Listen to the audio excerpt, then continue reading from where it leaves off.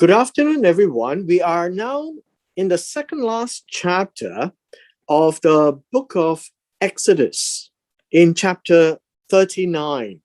Now, chapter 39 actually describes how the ephod, right? The ephod was described that these are the garments for the ministers of the holy place.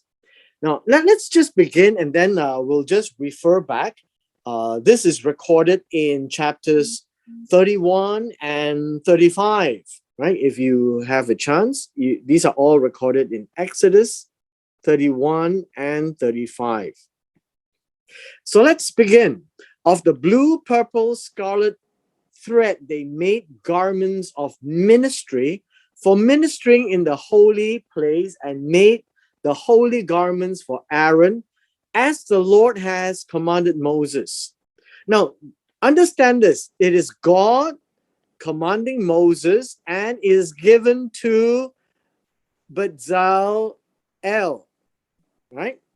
And there was a team of them that were making this. And now we're talking about the expert weavers who makes cloth, who weaves cloth, who brings things together in clothing. And so you need to understand that blue, purple, scarlet, these are special colors that is actually intended for the garments. Now, when you talk about garments, these are the coverings. The coverings for the, well, I guess you can call it, it's not so much the ministry. These are all specially made clothing for service.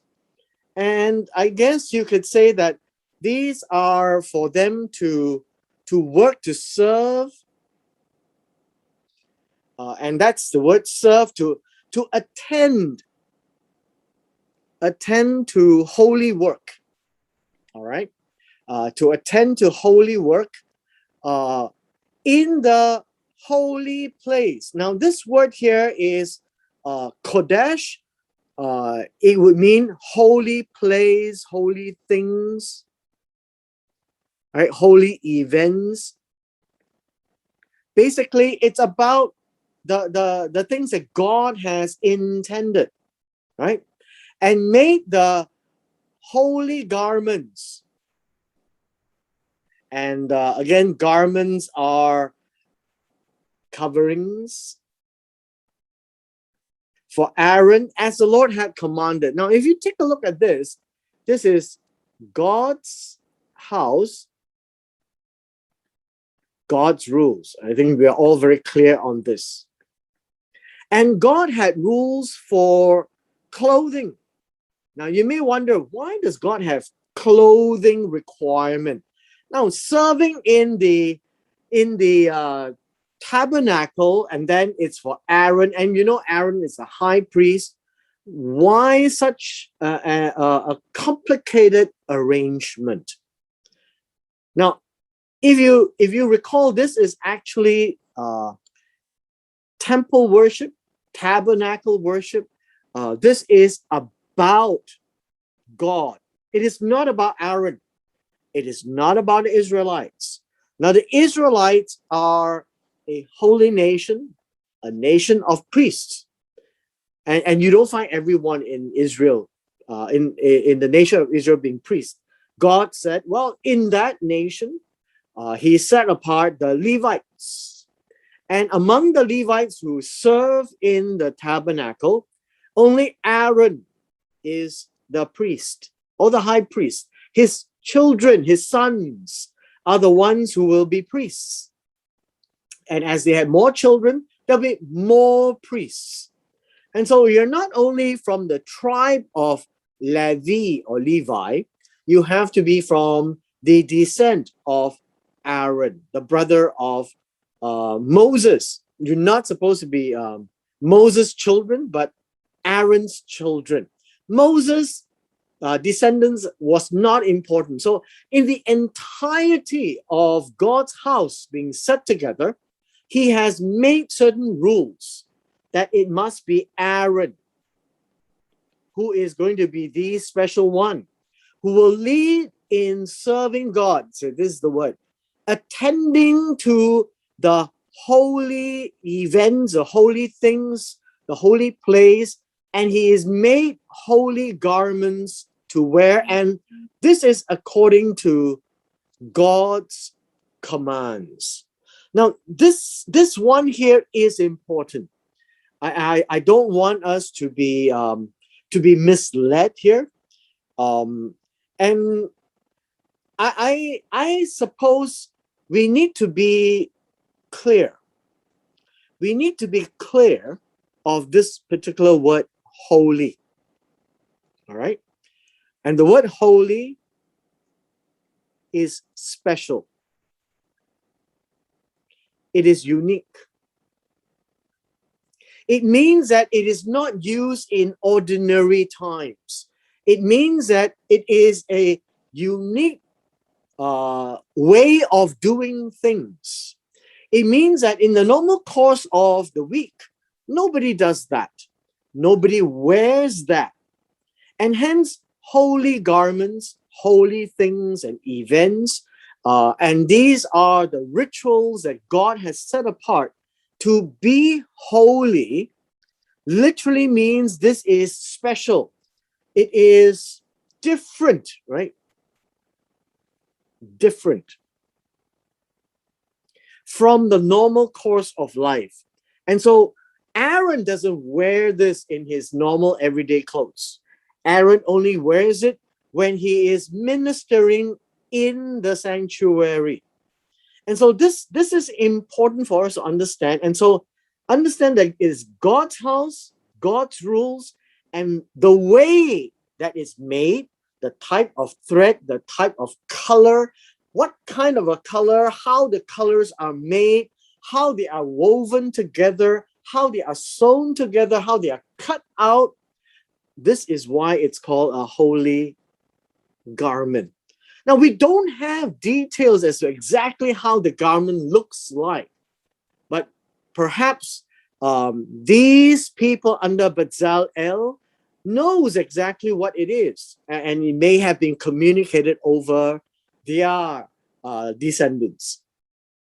But for our purposes, we have no idea.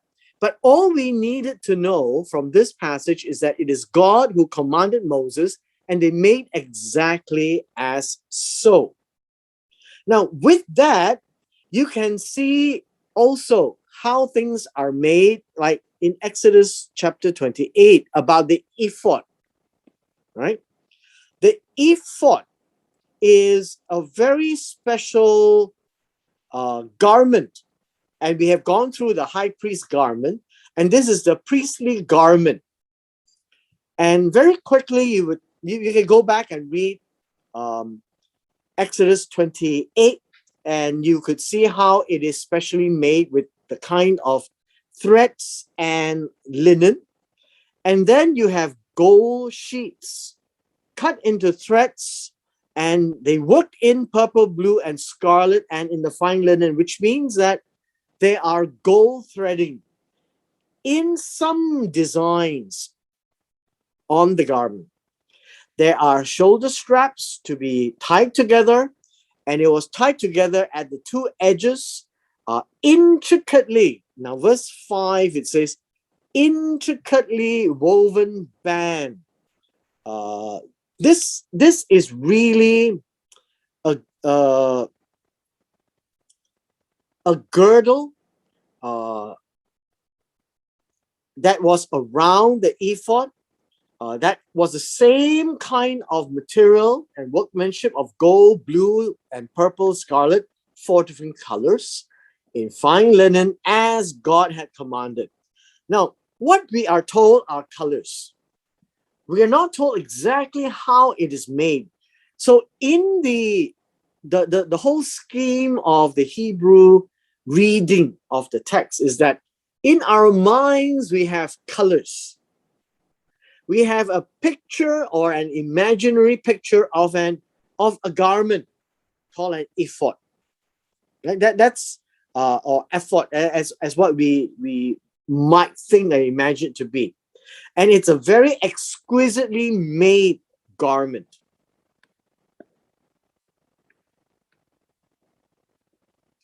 And then there were precious stones, onyx in gold setting, and they are engraved with the names of the sons of Israel. And remember, these are the 12 tribes of the 12 sons. Okay. He put them on the shoulder of the ephod as the memorial stones of the son of Israel, as the Lord had commanded.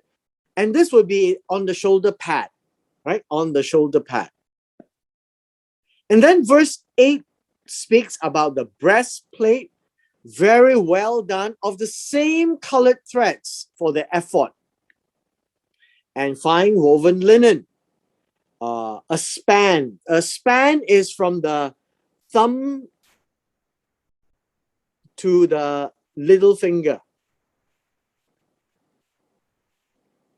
It's generally about half a cubit, but depending on your length of finger. So that's basically about half, right?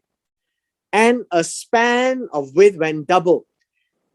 And they set in 4 rows of stones. Now, this is for the breastplate, and the breastplate had 3 stones per row. And so you read all the first row, the second row, the third row, the fourth row here, and then all in gold mountings. The 12 stones were according to the names of the sons of Israel as the signet, right? And each has its own name according to the 12 tribes.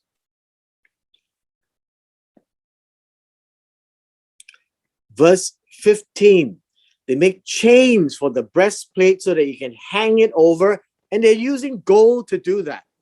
They made 2 settings of gold and 2 gold rings, and put 2 rings at the 2 ends of the breastplate so that it's something to hang on.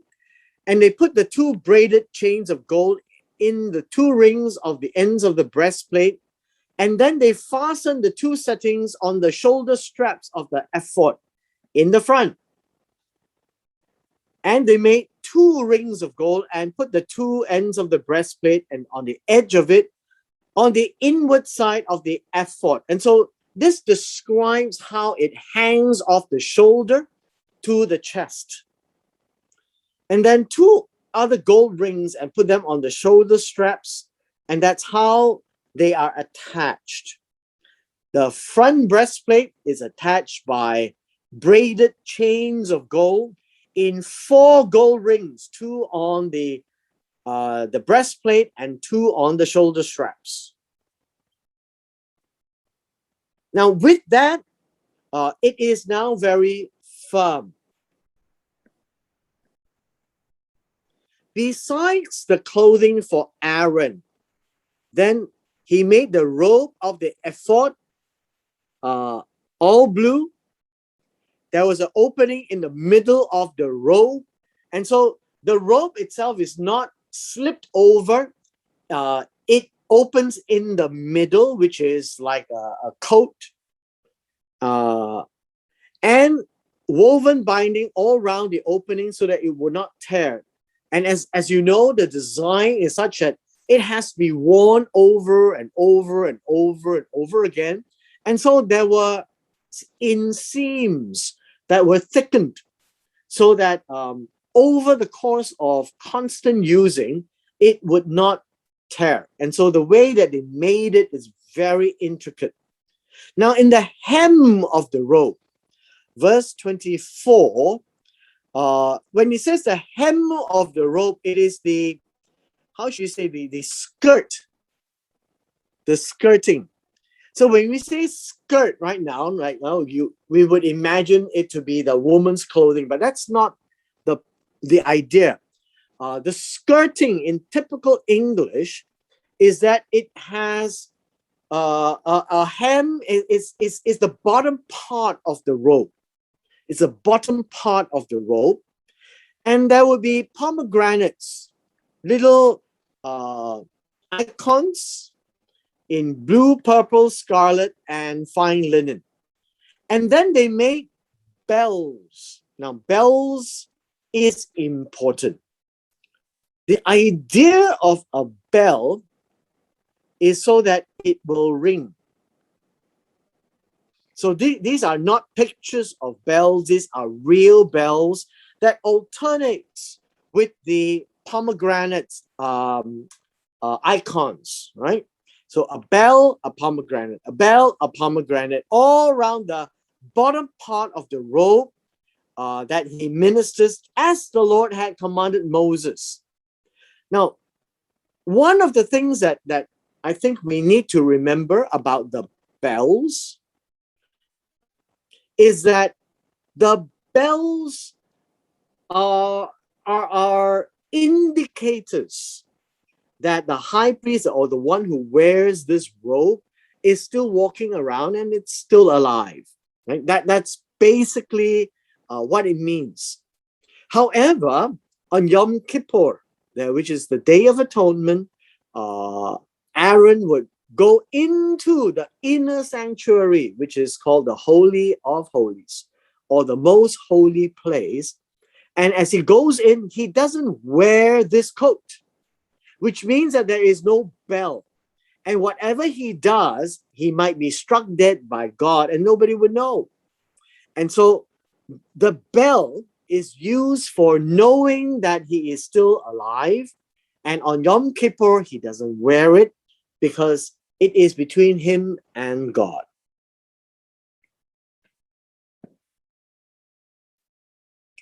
We look at verse 27.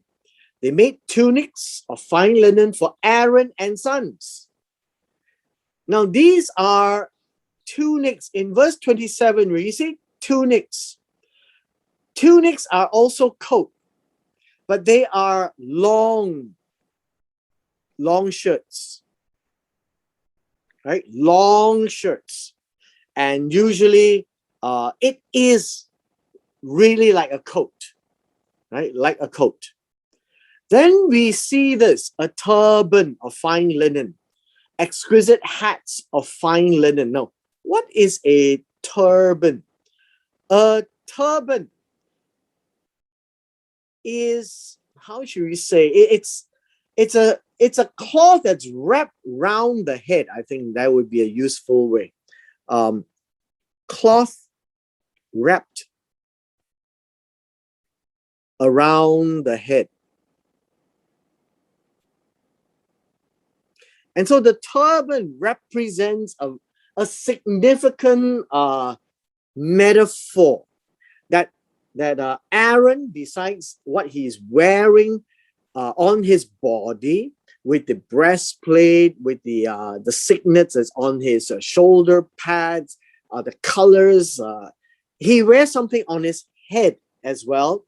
The English calls it a turban. For lack of a better word, a turban is fine. It is something that's wrapped around the head. And then what is interesting is that they also have what we call, in verse 28, the headdress. Exquisite hats is actually a head ornament. And it appears that everyone has something on the head, and Aaron has something more special on the head. And so you could see that in serving God in the tabernacle and later on in the temple, they actually wear something that is so distinct from head to toe that differentiates them from everybody else. Next, they wear short trousers of fine woven linen, and so they have undergarment, a sash that ties together with blue, purple, and scarlet, made by a weaver, as the Lord had commanded Moses. I hope that you would recall, as the Lord had commanded Moses is a constant reminder that they did exactly as God said. God's house, God's rules, and they did everything. They never questioned, oh, why, God, you want to do this? All the rituals is to show that, at least physically speaking, whatever the eyes will see them do something, it will be different from all other nations around them. However, what is important is for them to realize that this is what God wants them to do. And so, even before all the work of the tabernacle is done by Aaron, the preparation by Bezalel and Oholiab and the whole team of fine artists, they made according to what God had wanted. And then they made a plate of holy crown. I think you can call this a tiara. And it's of pure gold. And wrote on it an inscription, holiness to the Lord. Now in verse 30, holiness to the Lord is Kodesh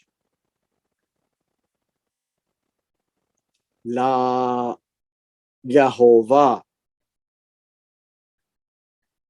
which means that whoever wears this on his head, around this little turban, is signifying that the high priest is the most holy of the whole gang of priests.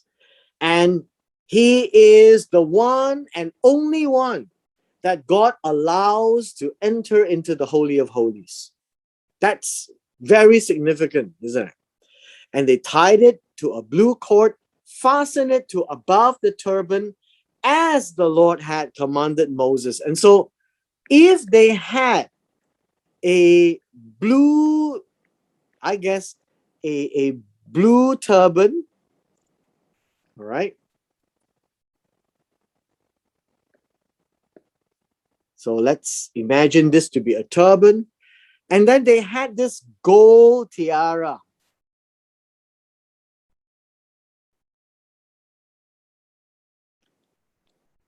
And it is slipped over and on top of the head of Aaron, right?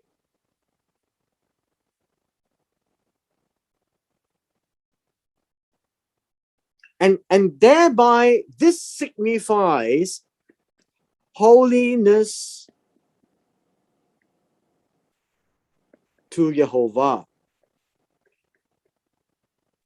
It is very rare for names to be inscribed. And so whenever God inscribed names, for example, on the shoulders, where they had stones, whereas on the breastplate, they had names of the tribes.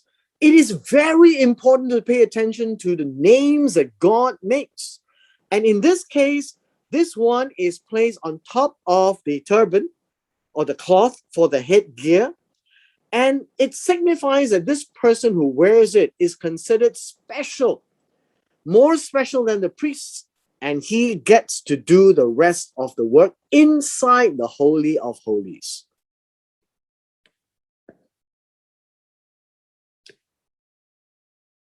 In verse 32, we read of these things. Thus, all the work of the tabernacle of the tent of meeting was finished. So let's break down some of these words. In verse 32, they completed the work of the tabernacle. And this is Mishkan.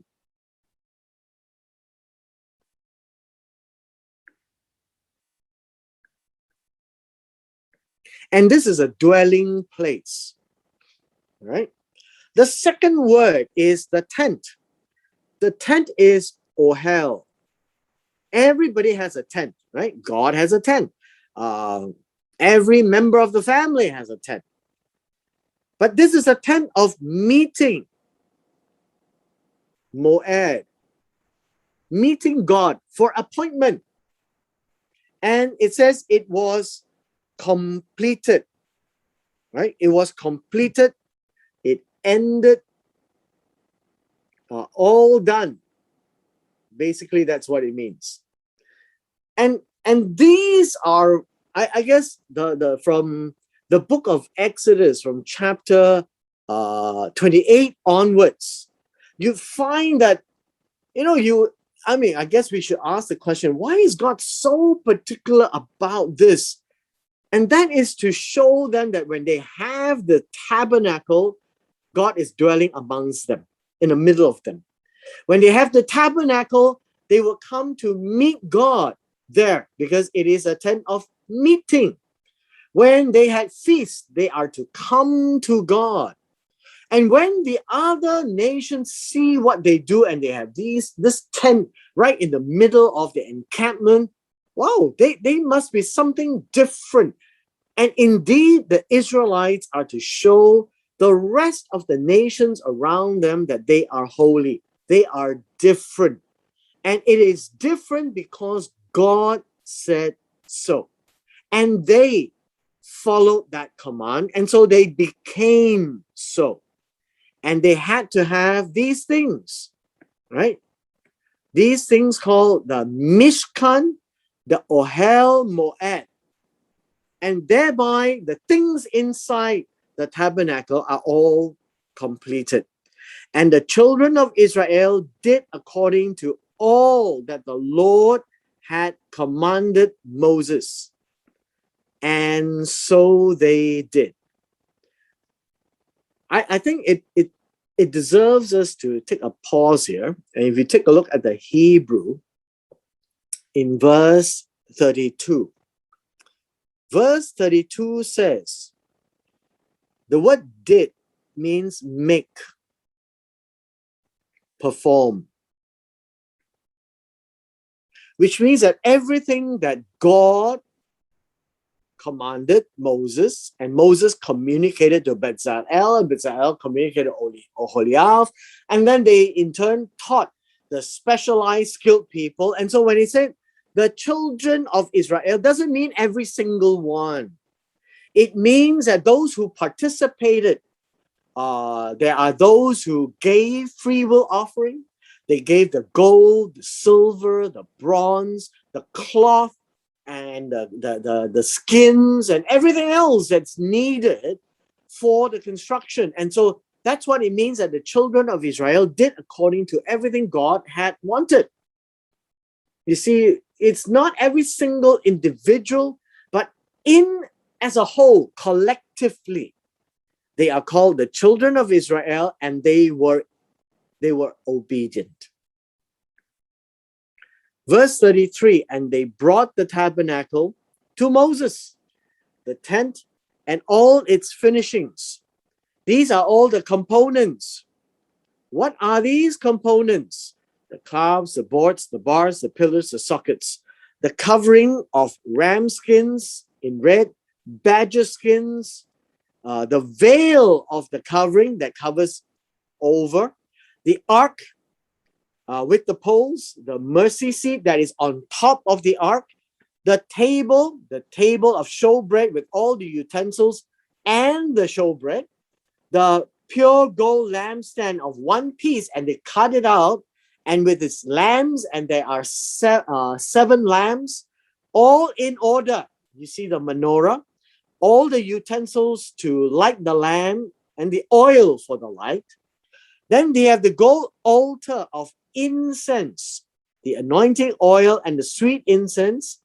And then the door itself is actually a screen of the tabernacle, meaning they don't have a wooden door. It is just a flap of cloth.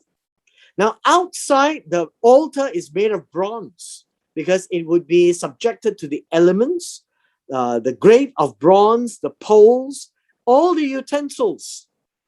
The laver with its base, this is wash basin, hangings of the court, pillars and sockets, screen of the court gate. This is the outer court where there is an entrance, courts and pegs, all the utensils for the service of the tabernacle, for the tent of meeting. Everything that needs to be done in the tabernacle is all ready right now and handed over to Moses. Now, the garments of ministry, which we read at the beginning of chapter 39, to minister in the holy environment, the holy garments for Aaron, the priest, and the son's garments to serve as priests. Now, always remember, Aaron's children are priests, nobody else. According to all that the Lord had commanded Moses. So the children of Israel did all the work. Then Moses, this is what I want us to pay attention to, looked over all the work. And indeed, they had done it. And the Lord had, as the Lord had commanded, just so they had done it. And Moses blessed them. I think in verse 43 deserves our focus just a little bit. And the reason why I wanted to point this out to you is because Genesis chapter 1 actually expresses things in this way. Now, if you look at Genesis 1 verse 4, the New King James says, and God saw.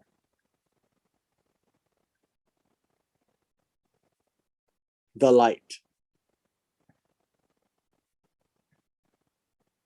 And then you find that let's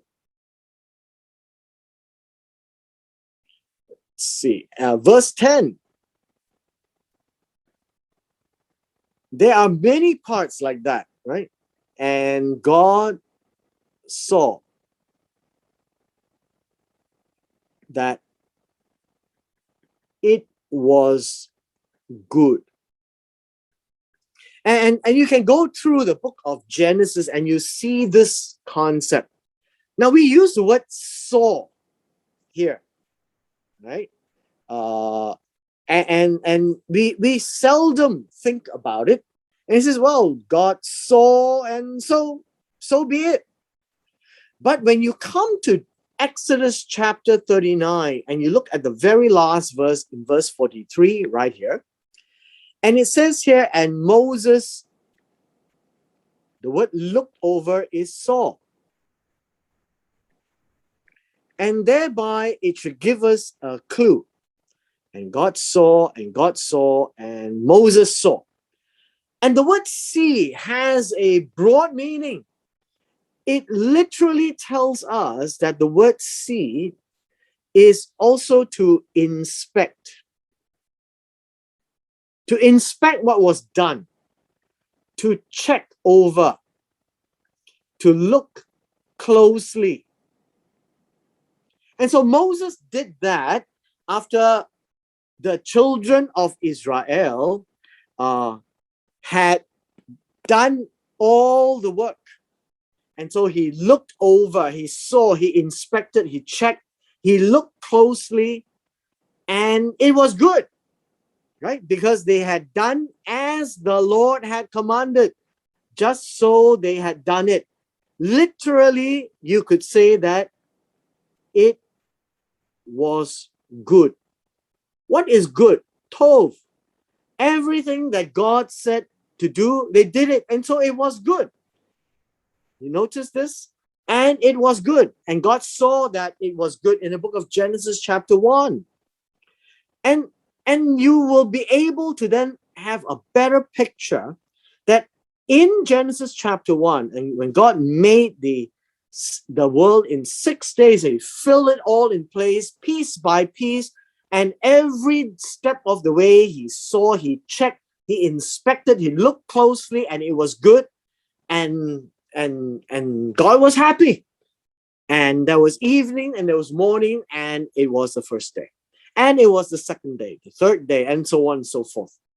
And so what we see is a parallel to that event. And Moses blessed them. What did Moses bless? You'd be interested to know that Moses actually blessed not exactly the work, you'd be surprised. Moses actually blessed them. The children of Israel, right? I know that we tend to say, bless your work. And blessing the work means what? And so in this particular case, it was Moses blessing the children of Israel because they did exactly what God told them to do. And it was good. And God will be happy.